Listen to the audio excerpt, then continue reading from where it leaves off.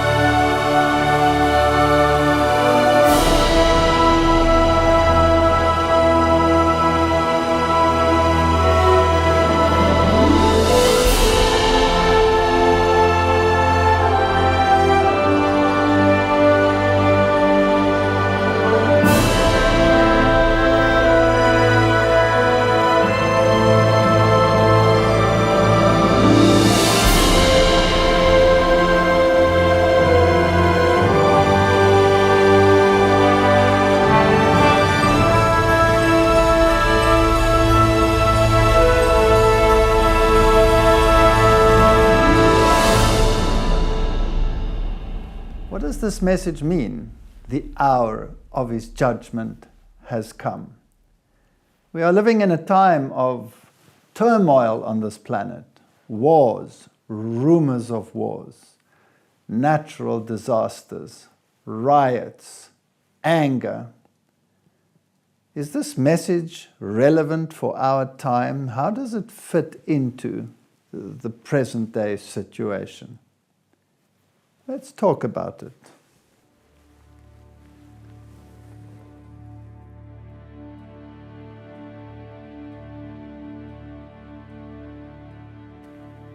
Where do I go, Lord? If I go back to the time of Peter, when the apostles and Jesus were together, and Jesus asked the question, what do these people say that I am? And some say, you are Elijah, and some say, one of the prophets. And Jesus asked, but what do you say? And Peter answered, you are the Son of the living God. He acknowledged Him as the Messiah. And Jesus said, flesh and blood has not revealed this to you. It was the Spirit of God that gave you this insight. If we realize that this is truth, then we have to accept it. Later on, when many disciples left Jesus, when He said to them that you have to eat the flesh and drink the blood of the Son of God, in other words, incorporate His character, internalize His being, open that door so that He can come in and live His life in you. Because the righteousness that we have is not our own righteousness, but His righteousness, which He lives inside of us.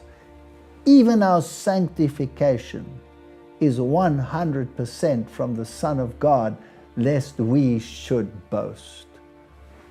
Beat your breast and say, how will I receive this great salvation? How can I be forgiven?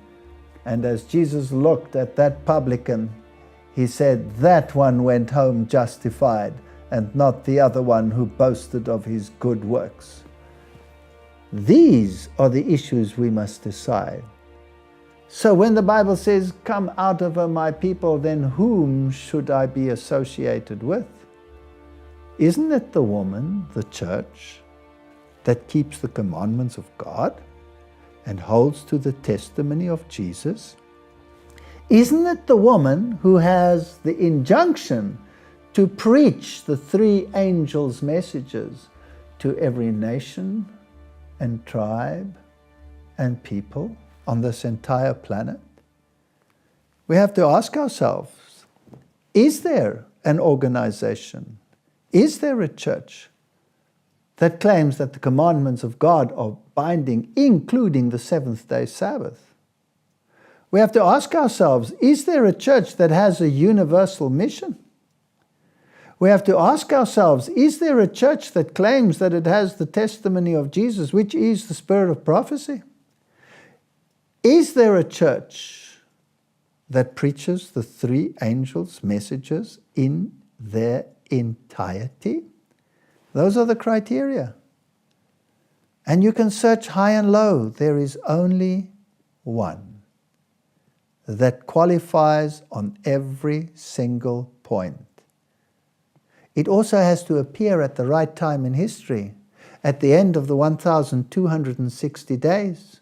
It cannot be one that was there before, because the devil is wroth with her because she keeps the commandments and has the testimony. And she is the remnant of what went before.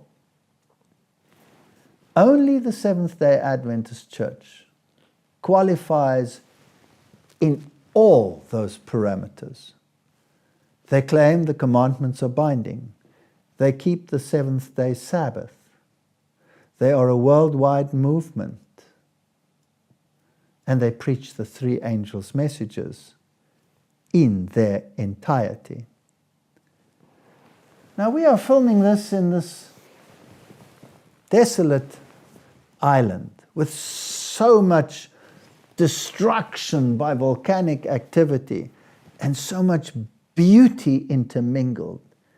It's as if God is using this island to show how His power and His destructive force is tempered by beauty and mercy and the benevolence of God. This island has an interesting history. Originally, it was thought that it had been occupied by the Vikings from Norway.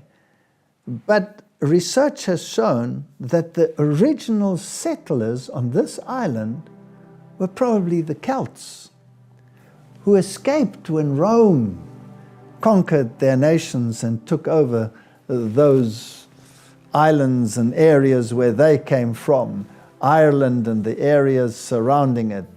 And the Celts were Sabbath-keeping Christians. And those first settlers probably settled here, and they called it Yeshua land, Ishland, Ishua, which became Iceland or Ishland. Later on, the tribes of Norway, the Vikings, came and settled, and originally, apparently, they tolerated each other. There was an intermingling migration, and the situation is not exactly the same. But here, the issue of the Sabbath and the Sunday was one that existed from the beginning. And in the early 1900s, they actually had a vote in this very place as to which day should be prominent, because this discussion had again came up. And the Sunday won by the smallest of margins. And so it is a symbol of what will happen to humanity. The issue of authority. Who has authority over my life? Is it Rome? Is it the Bible? Is it the commandments of Rome? Is it the commandments of the Bible? This issue will come to the fore again and again and again. Then the Sabbath will be kept, then it will be crushed, as with the Valdensians, as with the Albigensians, as with the church, the Celtic church, as with the Church of the East, as with the Thomasite Christians. Christians that were formed after the preaching of the Apostle Thomas in India, that kept the Sabbath. Again they were crushed, as with the Ethiopian church that kept the Sabbath. And again the Sabbath was crushed and the Sunday was put in place. we are at the same point in history. We will again have this clash, but it's not just a clash of a day. It is a clash of ideologies. Righteousness by faith or righteousness by works? Which one has the ascendancy in your heart? Which one has the ascendancy in my heart? That is the choice. Come out of her, my people. Stand with those who believe these things, who preach these things. I am a Seventh-day Adventist, not because I believe that we are better than anyone else. I'm merely a Seventh-day Adventist because of the biblical criteria which point to that church. And I'm a Protestant. I'm a Lutheran of Lutherans. I'm a Methodist of Methodists. I'm a Calvinist of Calvinists. But I keep the commandments of God, and I cling to the faith of Jesus. I ask you to join me.